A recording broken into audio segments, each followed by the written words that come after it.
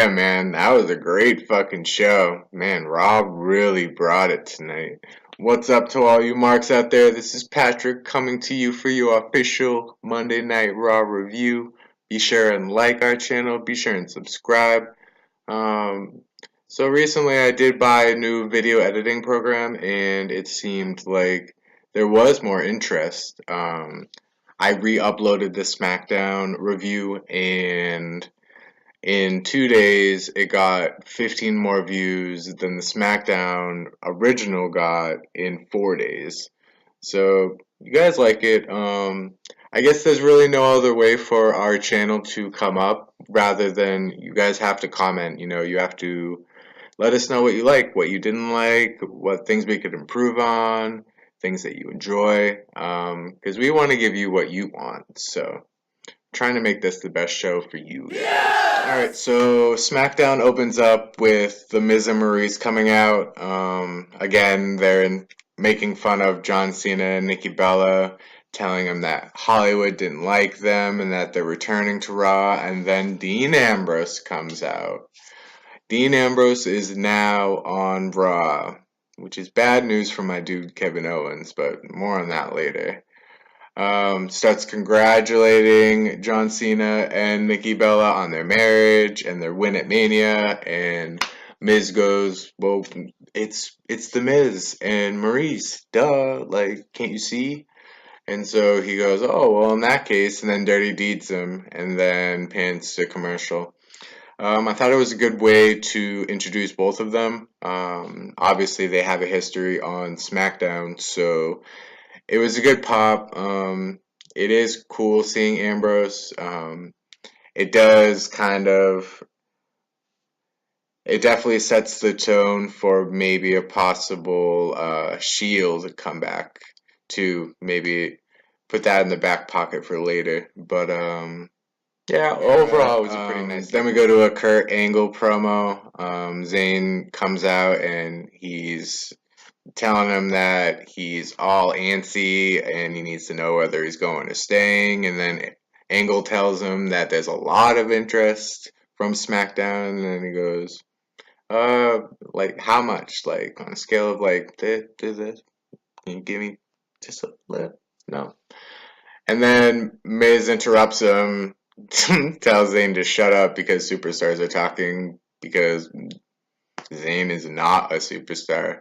I mean, like, Zayn is probably the most popular jobber that I have ever seen. I mean, the guy, the guy doesn't win like, ever, and he still stays relevant. All right, so then we have New Day versus the Revival minus Kofi Kingston because of that ankle injury. The finish was Woods ate a shatter machine for the Revival victory. This match really had two purposes. One, it was to highlight Xavier Woods a little bit more because now that Kofi is out, Xavier's going to have to do more of the wrestling, whereas he was more of the guy on the outside. And it also gave the Revival another notable win over a credible tag team. It's definitely the Revival are definitely gathering some steam. They clearly have great chemistry. They're going to be a force to be reckoned with, and I fully expect them to get the next title shot after the Hardy Boys take on Cesaro and Sheamus. All right, then we have Kurt Hopkins on the screen, and he announces that he is now on Raw. Whoop-de-doo! No one gives a shit. He says that he was traded. He says, "What's a welcome party?" And then the Big Show comes out. Big Show doesn't say anything. He lumbers to the ring. He looks at Kurt Hawkins. Kurt Hawkins tries to hug him, and then Big Show just knocks him out with a knockout punch, and then he walks away. Welcome to Raw, Kurt Hawkins. You are now irrelevant on both shows. Then we have Austin Aries and TJ Perkins. There wasn't too many high-flying spots here. It was an okay match. It was pretty quick. Perkins ends up winning with a roll-up due to some Neville distractions. And then after the match is over, Aries is staring down Neville in the ring. And then Perkins starts beating the shit out of him. And this is the TJ Perkins heel turn. And Meh.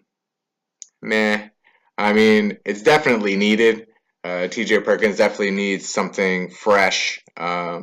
His cartoony, childlike dabbing gimmick is really blasé, and nobody really gives a shit about it anymore. So, I mean, rather than releasing him, you just have to try and turn him heel and see what he can do with that. I don't think he really didn't really tear the place up. I mean, everyone was chanting "You still suck," so they're not really into it at the moment. But it's really up to T.J. Perkins at this point what he wants to do. If he tries to really own the heel turn, I think it could work out for him. But yeah, the babyface thing isn't working. You're just gonna have to switch it up. Then we have a Rollins promo. He says that he wasn't sure that he was ever gonna make it in the ring to get again. He says that he did it. He slayed the king. That we did it. Everyone did it. Everyone's doing it. And then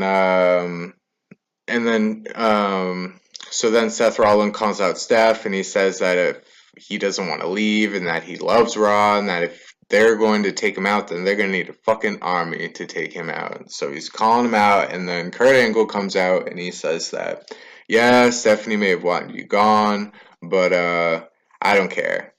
Because as long as I'm the GM, you have a spot here. And then Samoa Joe attacks Rollins. They brawl a little bit. And then Rollins ends up super kicking Joe, and Joe ends up retreating on the outside. I would not be surprised if Rollins was traded to SmackDown. I mean, Raw it feels like Raw kind of like they cherry picked Raw is being Raw. They took all the big names, really. I mean, the only up and comer they really got was Alexa Bliss. All the other ones are established stars. So I think that Raw will continue its format with a lot of older, well-known talents, and SmackDown will have the hot new talents on their show, and they will be highlighting Owens that promo. Nothing really too much here to comment on. Basically says that he's not worried about the superstar shakeup, and you should go ask Jericho. But oh wait, Jericho isn't even here. Jericho's at home because Owens killed him.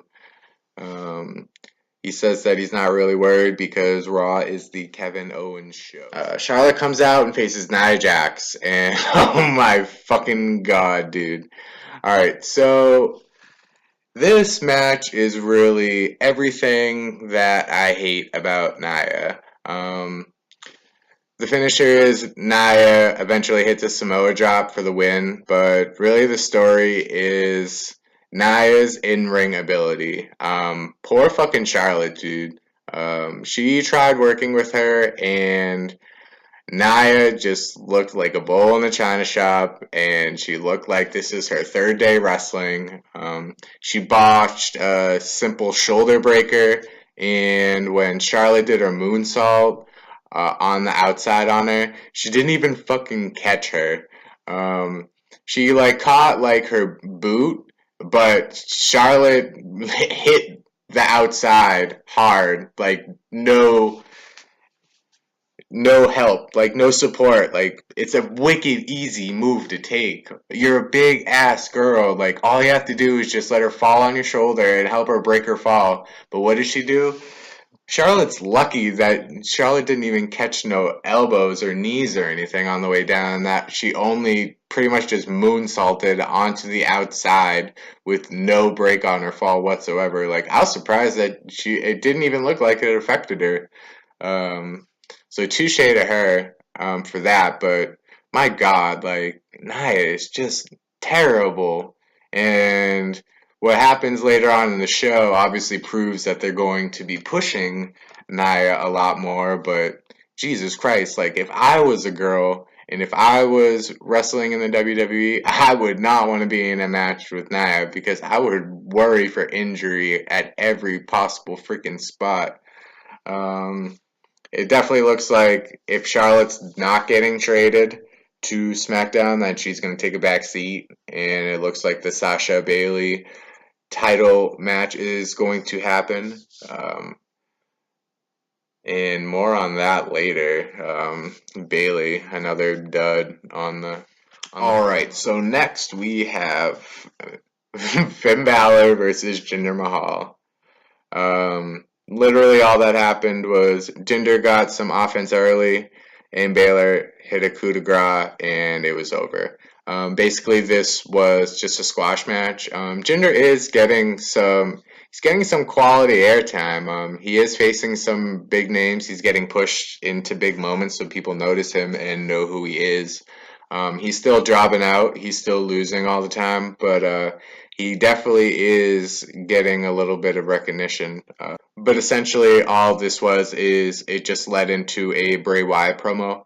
He cut onto the screen and he announced that Raw is now his home and that he will be watching Finn Balor. And if this does end up to be a feud, that would be amazing.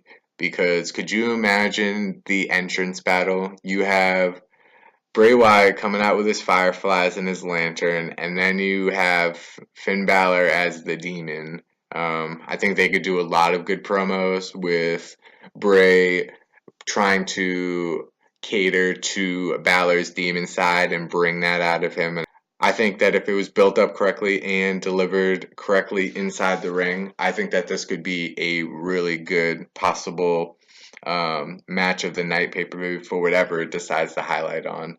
I am looking forward to this feud, and I am excited to see Bray on Raw. Then it goes to the screen, announces that Apollo Crews is now on Raw, and so is Kalisto. Well, that's awesome, because I didn't even remember that they were wrestlers. Slater and Rhino come to Raw to bolster the tag team division. Rumor is that New Day will bounce to Smackdown, so Raw will definitely need some tag team reinforcements. Miz and Sami Zayn come out. It was your standard match, nothing too special. Zayn's getting the shit kicked out of him for most of the match. He hits a blue thunder bomb in.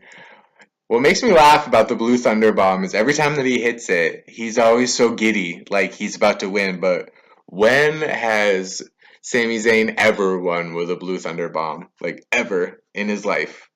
And then Sami Zayn ultimately ends up countering the Skull Crushing finale and gets a roll up on Miz.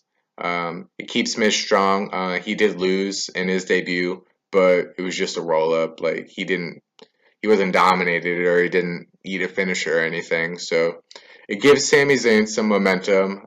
This would be a good feud for Sami Zayn if he does stay put on Raw. Miz is the hottest heel out there right now, and Sami Zayn needs a good storyline to get pushed up to relevance. He's definitely not in the title picture, so I mean the Miz would be the next best thing. The promos that the Miz could cut on Sami Zayn, like being a loser and never winning anything, and he could get really vicious, and I could see some really good promos coming out of that feud. So I think that would be a good transition. It would give The Miz an instant feud on Raw, and it would prop Sami Zayn up to relevance again, because he hasn't really been doing much. All right. Then the segment of the night comes. So it cuts to Roman Reigns, and everyone's booing him. He's just saying how the Undertaker's match was like the most important victory of his life, and he feels good, and it's his yard now. As soon as this dude says it's his yard now, fucking Braun Strowman comes out of nowhere, and he just starts killing Roman Reigns. So he throws him into the wall, and then he picks him up, and then he throws him, like heaves him, and then he lands on this table. So Braun Strowman hits a power press slam, and then Roman Reigns is sitting, leaning against the wall, and so Strowman takes one of those equipment crates and then throws it right into Reigns, squishing him right into the wall.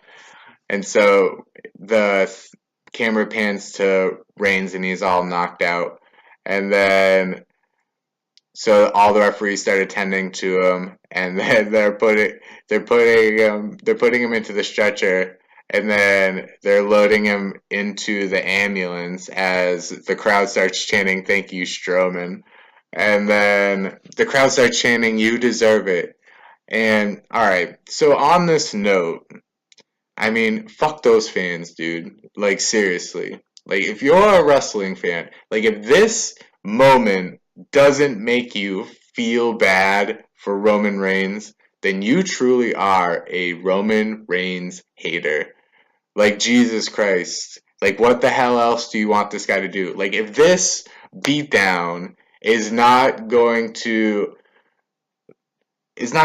ease your soul on Roman Reigns. Nothing is, dude. Like, this is what everyone wanted to see. And personally, it was a little bit more over the top. It was pretty extreme, dude. And some of those bumps, I really don't see how you could take them safely. Especially the one coming up. But, my goodness. This guy took it. He took one for the team. So, wrestling fans, you should appreciate what Roman Reigns gave you because we haven't seen a beating like that in a long time. And personally, that was probably one of my favorite backstage segments probably ever now. So, you guys need to chill the fuck out. Alright, and then as Rome's is being loaded into the ambulance, Strowman jumps on him and he's like, "I'm not done with you yet." Takes a stretcher, pushes it into another room, and then flips the stretcher over the wall in onto the floor, like 10 feet below, like on concrete. Freaking flips his stretcher with Roman Reigns in it. It is just straight pancakes on the floor. And then he walks away. And then it shows Roman Reigns and he's all dead. And then everyone's taking care of him, and we're all like, all right, now it's over. And then Strowman comes out again, and he goes, "I'm not finished with you." And then he starts attacking him, and then he goes to the outside, dude. And holy shit, this guy picks up an ambulance, a whole ambulance. Like, and I'm talking like the heavy duty one, like the square metal ones, like the big dog one, picks it up, like straight deadlifts it off the ground and tilts it on its side by himself. Like, this guy is a beast. I would love to personally see Strowman and Lesnar in a real fight, like UFC. Like, Dana White should be paying attention to Raw, and then he should swindle Strowman and Lesnar to do one fight because I would pay like $100 to see that a real UFC fight between Brock Lesnar and Braun Strowman. All right, so that was by far the segment of the night and possibly of the year. It was so great. The beatdowns were vicious. When it cuts to, loading Roman into the ambulance, you think it's over, and then Strowman just comes out of nowhere and he just continues the beating. So I thought this was really well done, and like I said, Roman Reigns definitely earned some points with me tonight. That guy took a beating, and he took a beating for us, so I think we should all be a little bit more appreciative. All right, then we have the Shining Stars and Gallo and Anderson face Cesaro and Sheamus and the Hardy Boys. Basically, all that happened was Gallo still doesn't know how to take a twist of fate, and then Matt hits a twist of fate, and then Jeff hits a swanton bomb, and then they win. Pretty much just gave all the tag teams exposure. It was announced that the Hardy Boys and Cesaro and Sheamus will face each other for the tag titles at Payback. Wasn't really a lot to talk about on this match. Not a lot of stuff happened. Just gave the crowd a Hardy Boys fix, and at the end of the match,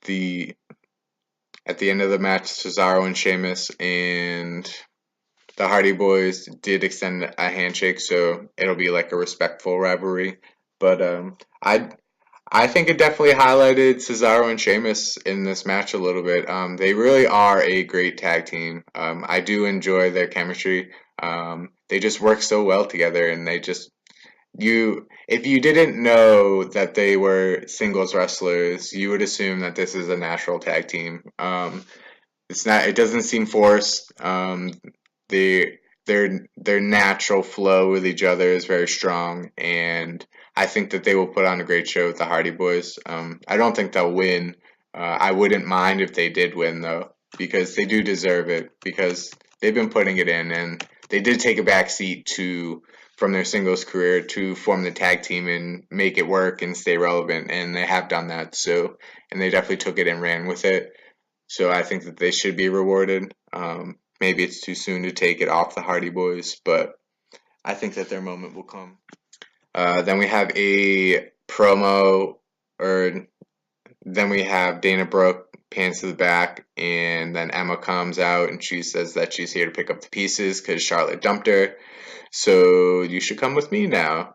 And then Dana Brooke goes, "No, I'm my own woman now. I'm not going with anybody. Not you.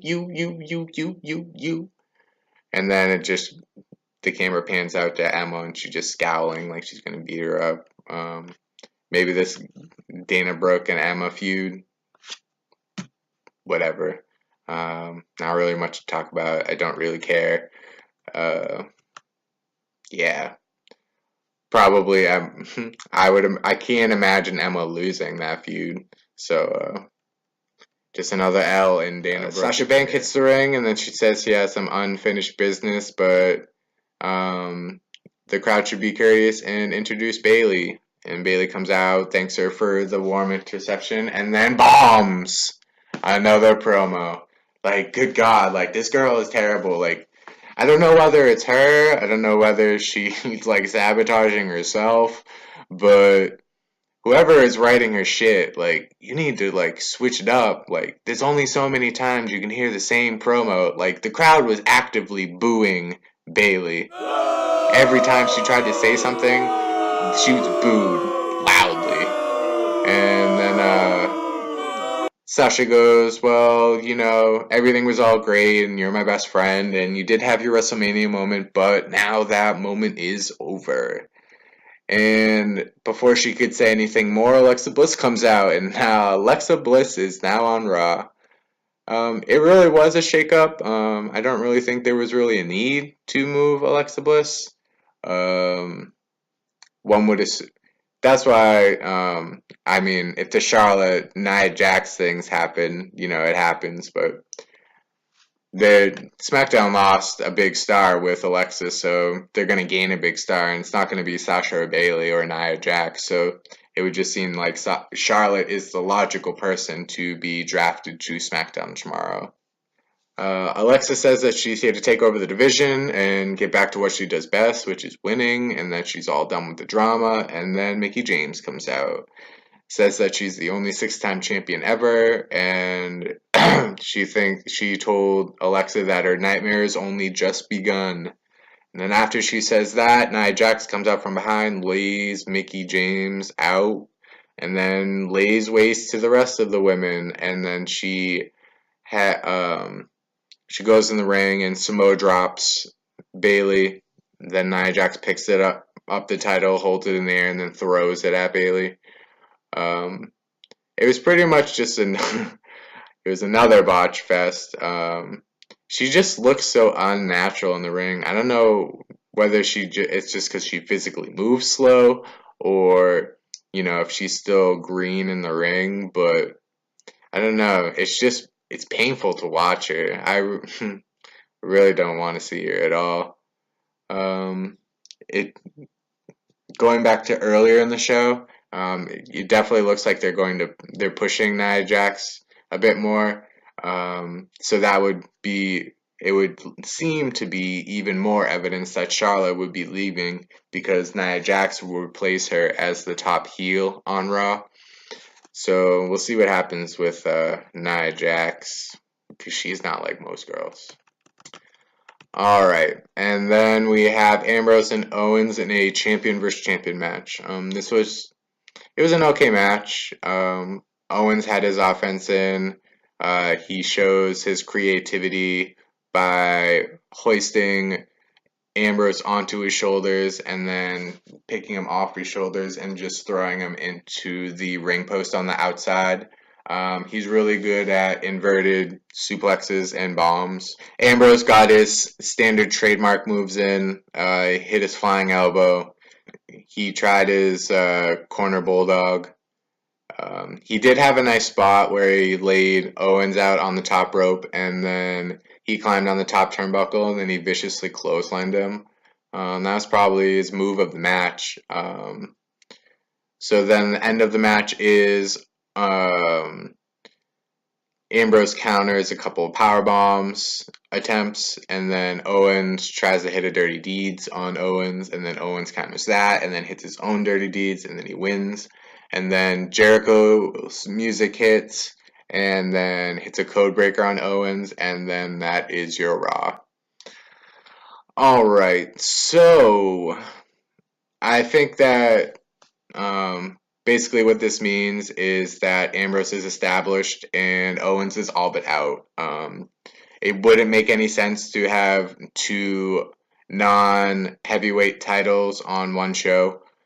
So Owens lost, so it's not really Owens' show anymore, and Jericho got the last word in on him with the code breaker.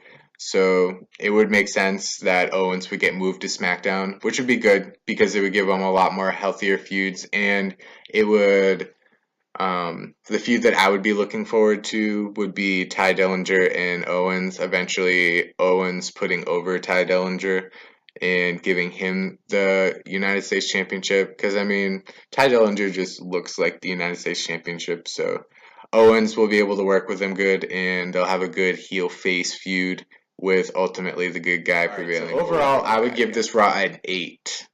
That's right, I said an 8. You're probably not going to hear a lot of those, but I mean, the Strowman Reigns segment was just amazing. Like, legit, when I say it's probably the segment of the year. There was a lot of new shakeups, so let's see. So for SmackDown, people that got traded, TJ Perkins, Kurt Hawkins, Bray Wyatt, Miz and Maurice, Dean Ambrose, Apollo Crews, Kalisto, Slater and Rhino, and Alexa Bliss. Obviously the highlights is Alexa Bliss, Bray Wyatt, Miz and Maurice, Dean Ambrose. We'll see what happens with TJ Perkins, Apollo Crews. I mean, you had your shot, man. You got pushed and you sucked, and you will still suck. Overall, I would give this an 8. There really weren't a lot. I mean, the only thing you could really hate on is they did have a few like quick squash matches, but overall, really the only one who really dropped the ball was Nia, who ultimately got arguably some of the most airtime tonight, and she got her shot, and I personally think she failed. It was an awful botch fest with Charlotte, but if Charlotte does bounce, you are gonna need a good top heel. So Nia Jax would definitely fit that mold. All right, and that is all we have for today. Be sure and click that like button. Be sure and subscribe, and more importantly, be sure to comment, guys. We're a part of the wrestling community. We want to be. We're not doing this for money. We're not into this for the fame. You know, we enjoy talking about wrestling. And when I first started, I was watching the very first show that I ever watched was the Joe Cronin show. And I found that show by accident because I had missed a Raw show, so I was looking for a Raw recap show, and then I happened to stumble onto the Joe Cronin show, and I really liked it. I've been watching him since August. I've caught a lot of his shows, and then I got turned on to JD from New York, and then I found out who Sean Zhu Entertainment was, and props to Sean Zhu Entertainment because you take so much shit, dude, and you did have a mishap on the YouTube, but, you know, from what I saw, that was a long time ago, and I've probably watched all of the bashing interviews online, and you just keep coming towards it, and your character is just so great, man. But anyways, not gonna hype up Sean's for entertainment, but all right, guys. So that is our show. Thank you for joining, and thank you for watching again. I do enjoy. I always look. I always check to see if anybody commented on anything because I want to hear feedback, good or bad. Tell me what you like. Tell me what you don't like.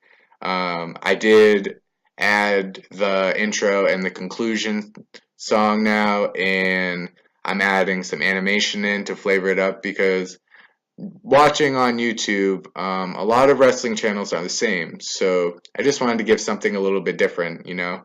Um, you may think it's a little bit cheesy with the animations and all that stuff, but it just gives it can, you know, it's something that would differ. It's something different rather than just sitting back and just watching somebody in his chair just talking wrestling the whole time, you know.